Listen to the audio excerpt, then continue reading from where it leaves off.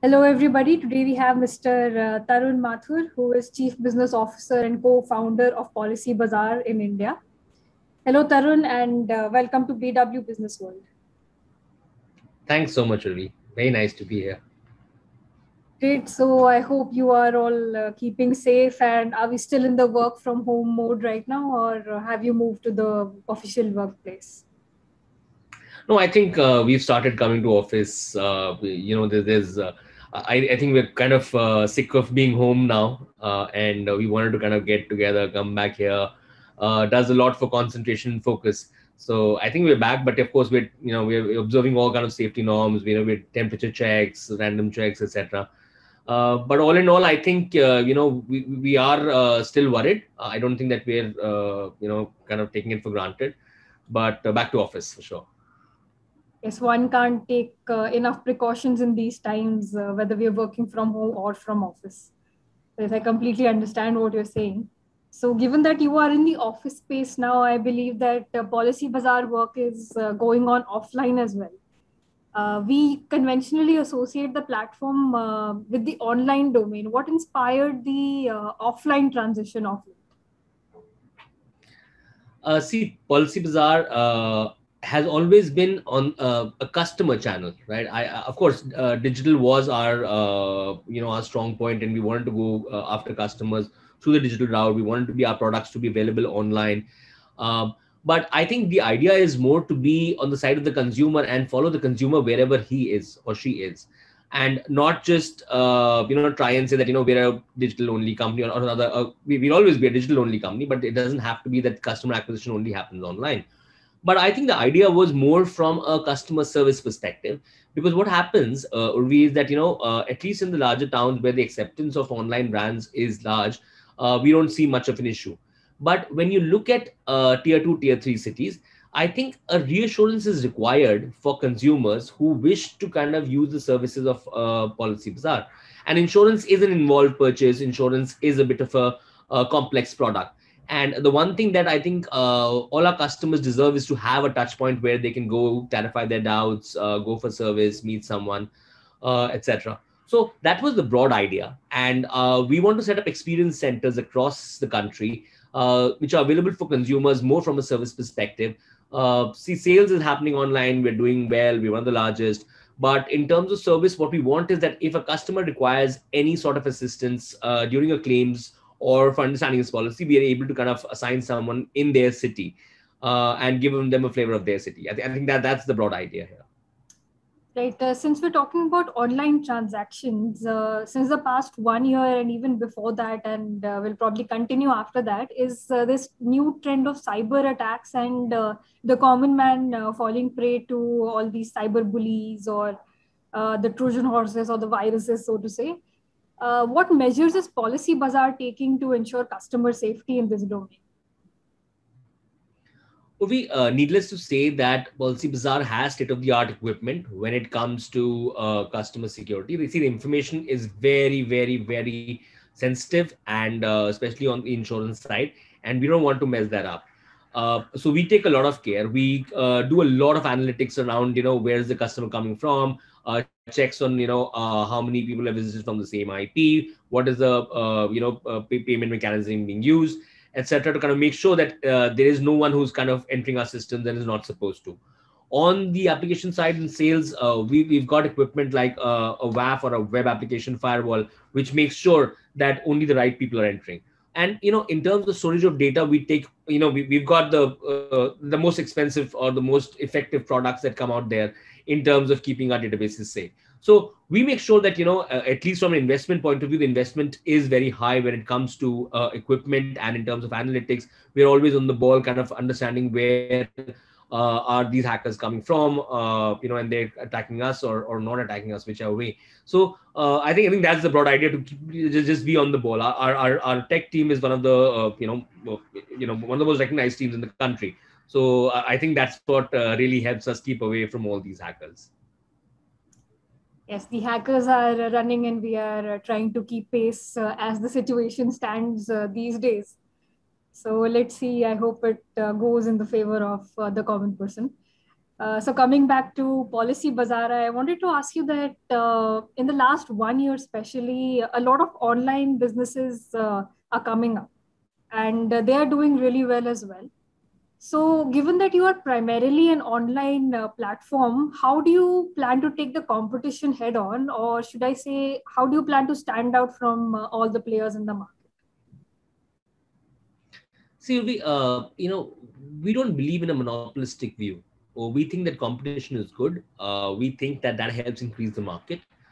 But yes, I think our proposition still remains unparalleled, and that's because we are very, very centered around the customer, and when we sit in the boardroom and we kind of decide what to do and what not to do, I think we put the customer first, and that's actually kept us in very good stead throughout, right? And we've had competition coming and going, right? In the last 13 years, I think we've got 4 or 5 competitors which kind of cropped up and died their natural death because I think what they tried to do was try to, a fly-by-night operation. We are not a fly-by-night operation. We are here. We're going to be here 50 years hence, or at least that's the plan. And for us, if you notice, we've been in India for a long time, and we keep getting asked questions about, when are we going to go abroad? How will you expand? But we feel that we've not done enough in India. I think there's a lot to do. We see this as an opportunity. It's not a money-making,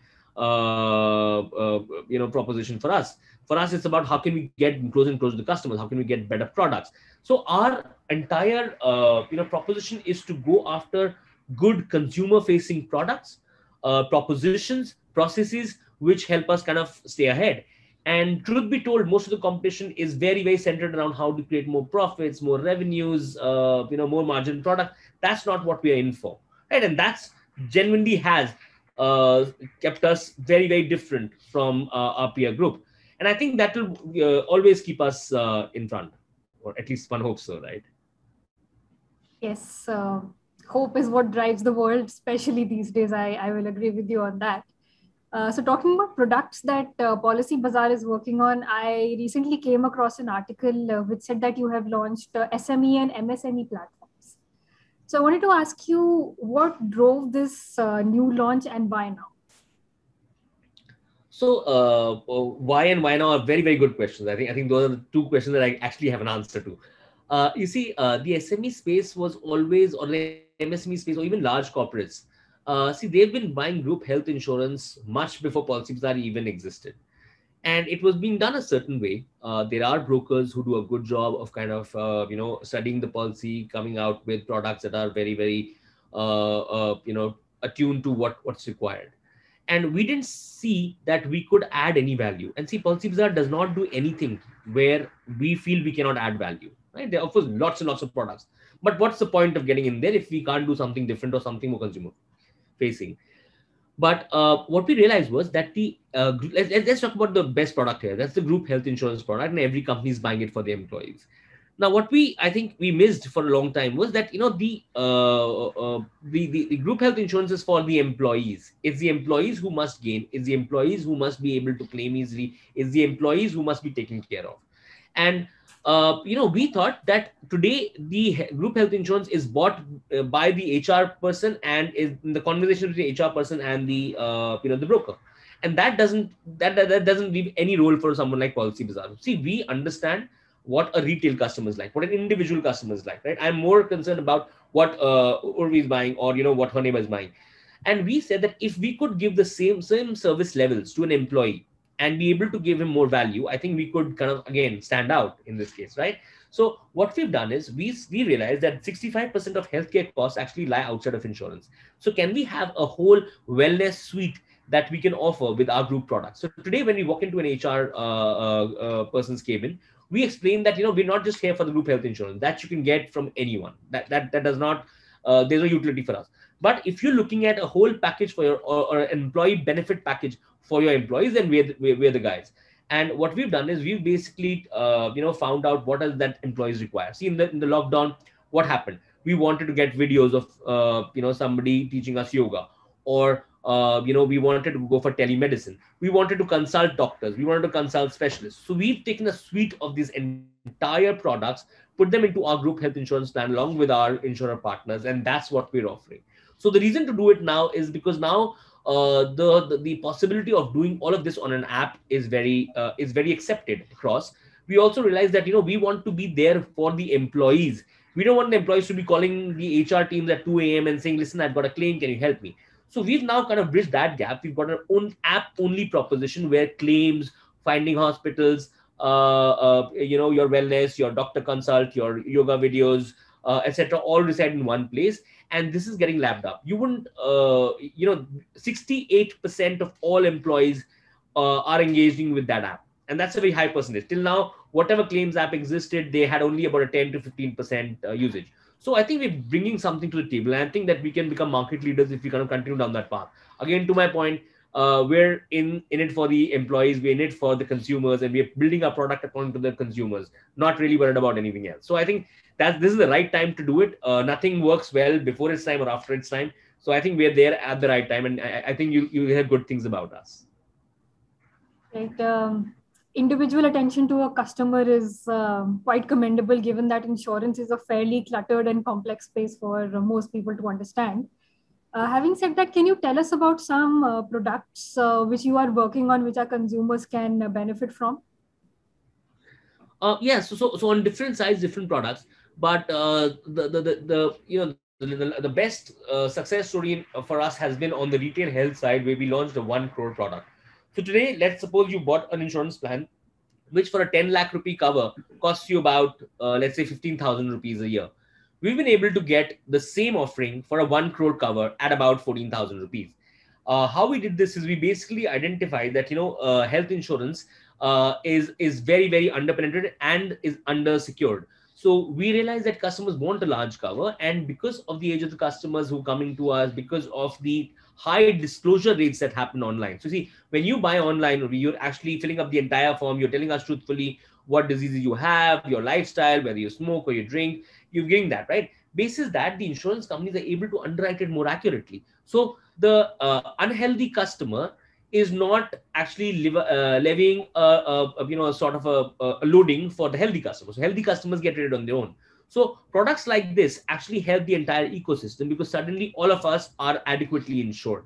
That's one product. Now we're working on a shopkeeper policy, right, where at least all shopkeepers are able to make sure that all the inventory and the contents of their shops are insured. So I think more and more of such products will actually come into being. We're actually making sure that anybody who buys car insurance, who has let's say a garage or has a parking within their colony, has a better kind of premium than the ones who are parking on the road, because the theft losses are lower. So, going into data, discovering what works for consumers is what we've been doing. And I think these products will come out more and more. Yes, there's a saying in English that the devil is always in the detail, and that is where the magic happens. So it's quite fascinating to hear the in-depth research you do before covering up a customer. So that's props to you for that. And moving ahead, I wanted to ask you that so far Policybazaar has done very well. It's quite famous, but what next? Where do we see 5 years from now? 5 years from now is a long time. But I think we'd like to, continue being the customer's champion. I think 5 years from now, you'll see products that are, nowhere possible, products that are very, very consumer centric. I think no two neighbors will have the same kind of insurance. I think we will go more and more into data. I think more and more into app. I think that I think we need the consumers to engage with an app more and try and understand their policies, instead of the age-old process of just buying something and keeping it in the shelf. So I think that will increase more and more. I think we will be very, very centered around very, very how do you put it, customized products for each person. And I think that's what Policybazaar will be about. I think you'll be able to come in and find insurance for yourself very different from what the other one has. That's what Policybazaar will be. Of course, we should have a large part of the market share, but with very, very new age products, not the traditional ones. Okay, I like the assurance with which you present the future of Policybazaar. It's always good to see somebody with a vision and a targeted goal. But keeping aside just Policybazaar, what is your point of view of the insurance industry in general? How has it changed in the last 1 year? And now that we are going to be going back to our office spaces, what is your post-COVID prediction for the same? See, insurance will move completely digital. Maybe not on the front end, but on the back end. I think all companies are investing very heavily in back end processes, in hardware, to make sure that insurance is accessible everywhere. So I think that digitization will help, all in all, making the insurance industry stronger. That data interflow between the companies, the IIB, external databases like Vahan, or for that matter, the health ID, all of them will get integrated. I think we'll become a very, very digital country within the next few months. I wouldn't say even years. I think online insurance will become much larger. See, in the UK, about 70% of all car insurance is bought online. I think that will happen in India as well, because it's just very, very simple products coming out. So I do believe that we will kind of follow down that same path. So, there'll be a lot of digital buying, there'll be a lot of digital processes, and I think the insurance industry will actually double its penetration within the next 2 to 3 years. Yes, it has. COVID has forced us all to step up our digital game and go digital, whether we like it or not. So, yes, I completely back that claim that yes, we are going to go digital for a lot of things, and including insurance. It's good to see the common belief backed by an expert here, which is you, of course. And with that positive note, I'll like to wind up for now. Thank you so much, Tarun, for joining us and providing your insights. Thanks so much, Ravi. Thank you so much. Lovely interacting with you.